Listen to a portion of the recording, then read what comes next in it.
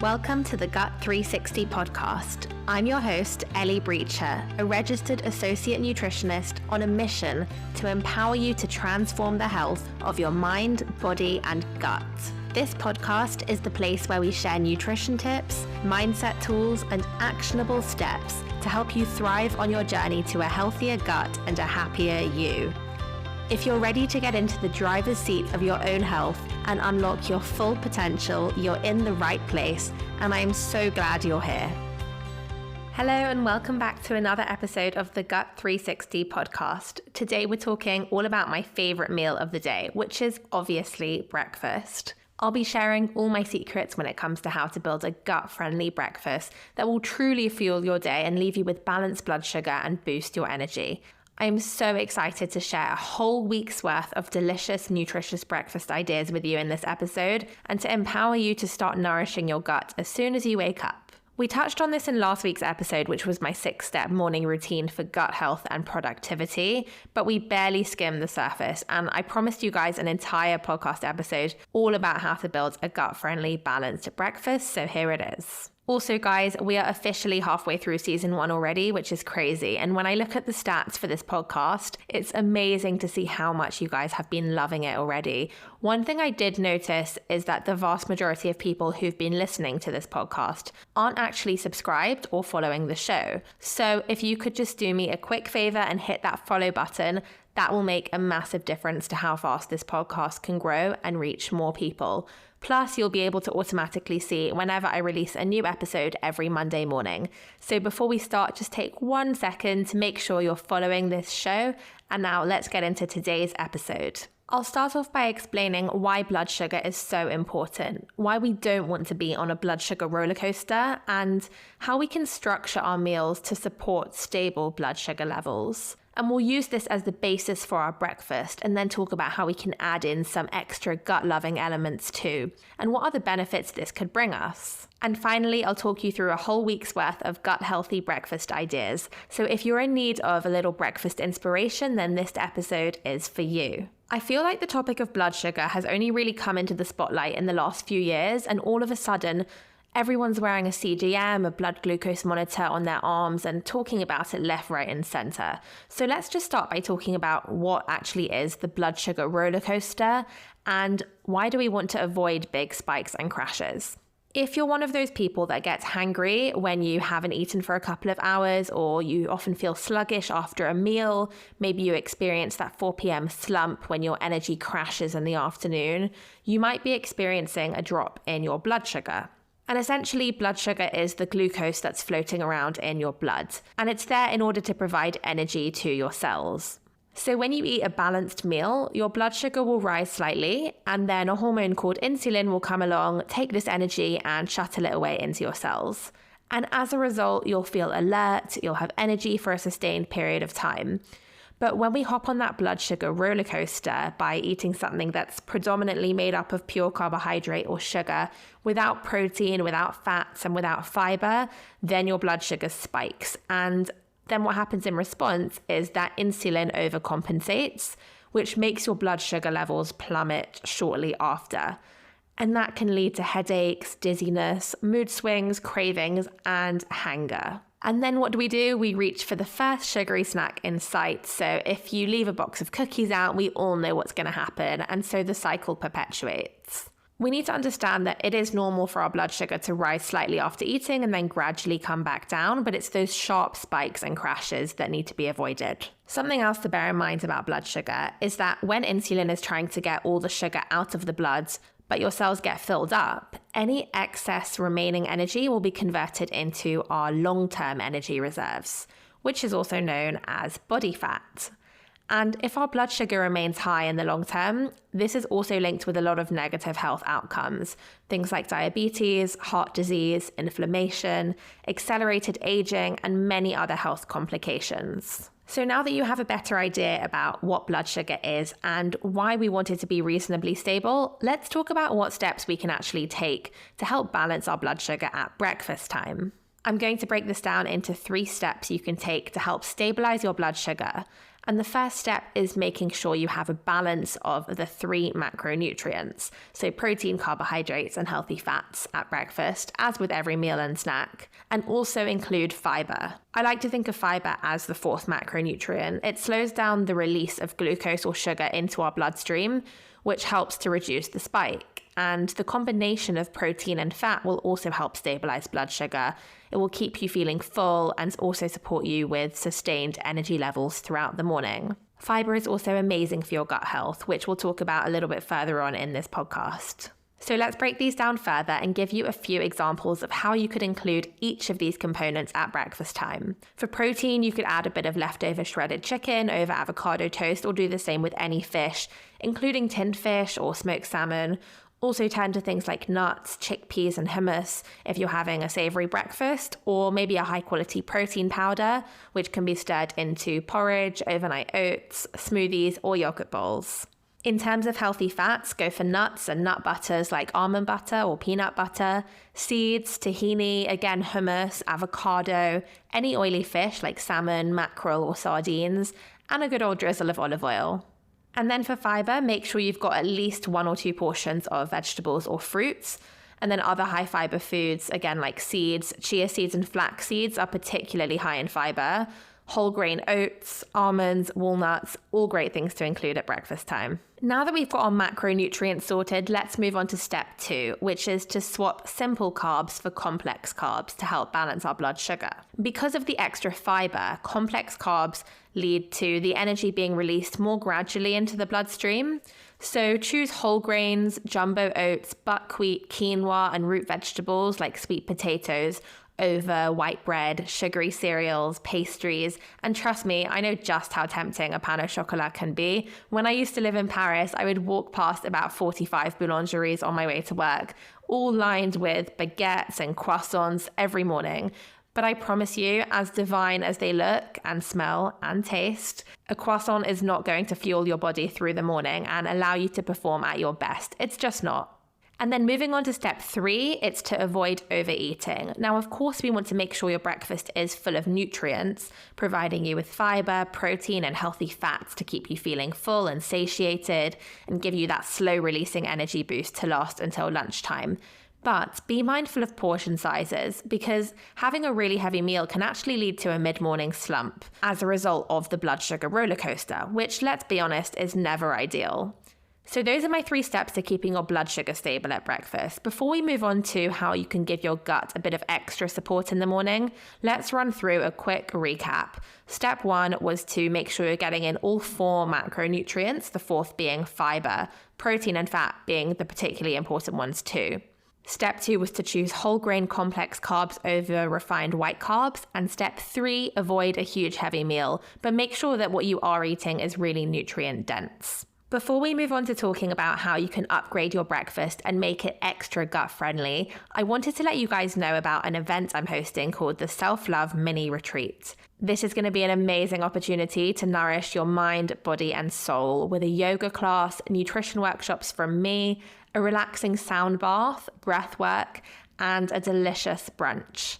It's on Sunday, the 18th of February, 2024 at the One Hotel Mayfair, which is a super cool venue. I'm really excited to host my next event here, and this mini retreat has been designed for women who are ready to prioritize self-love and self-care and immerse yourself in a day of deep relaxation and connection, calming your nervous system and just taking the time to recharge, because we all deserve that. You'll take away lots of nutrition and lifestyle tips you can implement into your daily life. Plus, I'm putting together the most epic goodie bags worth more than the ticket price alone. If you've ever been to one of my events before, then you'll trust me when I say my goodie bags are the best of the best. I absolutely love connecting with my community in person. These events always sell out, so grab a ticket before they go. The link is in the show notes below this episode and also in my Instagram bio, which is at Ellie Breacher Nutrition. Now let's talk about how we can make our breakfasts even more gut friendly. We've already chatted about fiber, so the other things to think about are polyphenols, probiotics, and prebiotics. If you're confused, don't worry, I'll explain. Polyphenols are a type of micronutrient. They're found in lots of plant-based foods, and the bacteria in our gut microbiome absolutely love polyphenols. We can get them in foods like berries, blueberries, blackberries, strawberries and raspberries are all wonderful additions to your breakfast. And we can also get polyphenols in cocoa or raw cacao powder, which you could add to your porridge, blend into a smoothie, mix it into yogurt for a chocolatey boost.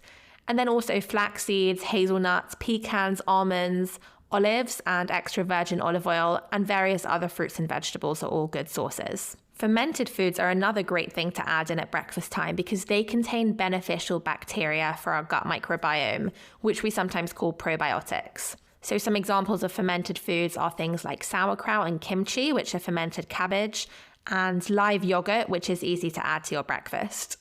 And then these probiotics, or good bacteria that live in our gut, thrive off something called prebiotics. Prebiotics are like the food for the good bacteria. So good sources of prebiotics are mushrooms, onions, garlic, asparagus, oats, flax seeds, cashews, almonds, apples, and all of these can be nicely incorporated at breakfast time. So all these foods that are rich in polyphenols, probiotics, and prebiotics can help improve your gut health and in turn support not just your digestion, of course, but also your energy levels, brain health and focus, your immune system, your skin, mood balance, and even weight management. You guys know that on the Gut 360 podcast, we always take a 360-degree approach to gut health because, as you know, it's about so much more than just the food we eat. And so beyond what we're actually having for breakfast, something else to consider here is the way in which we are eating. And this is where the technique of mindful eating comes in. Try not to scoff down your breakfast as you're running out the door. If you're in a mad rush in the morning, then either prep your breakfast in advance, like overnight oats with berries, or a make ahead frittata, or boiled eggs with avocado, batch cooked veggies and hummus.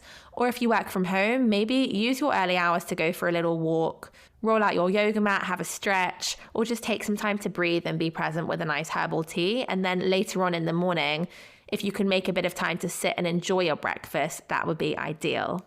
And the reason this is so important is that stress sends us into fight or flight mode, which shuts down digestion. And so I always encourage my one-to-one clients to avoid eating on the go and try to make meal times as peaceful and mindful as possible. And that's to help promote a relaxed state at meal times and support our digestion.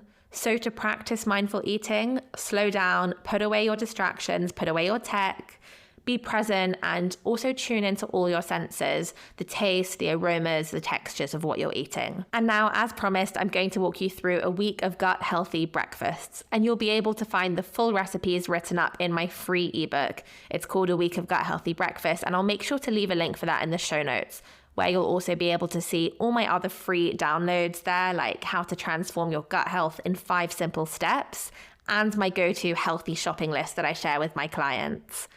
So let's start with Monday. On Monday, you could have a yogurt bowl with stewed apples. Stewed apples are packed with polyphenols, those naturally occurring compounds, which are amazing for our gut health.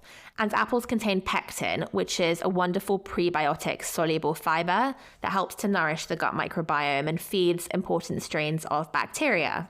When apples are cooked, the pectin inside apple skins becomes more easily accessible to the beneficial bacteria in our gut microbiome, so make sure you keep the skin on. As I mentioned, the full recipe is written up in the free ebook in the show notes below, but essentially you're going to stew apples with things like cinnamon, ginger, cloves, star anise, vanilla extract. If you're missing any of those niche spices, don't worry. Cinnamon is the main one. And then you serve that with some live yogurt for the good bacteria, as well as ground flax seeds or walnuts or anything else you'd like to mix in. Moving on to Tuesday, let's have overnight oats today.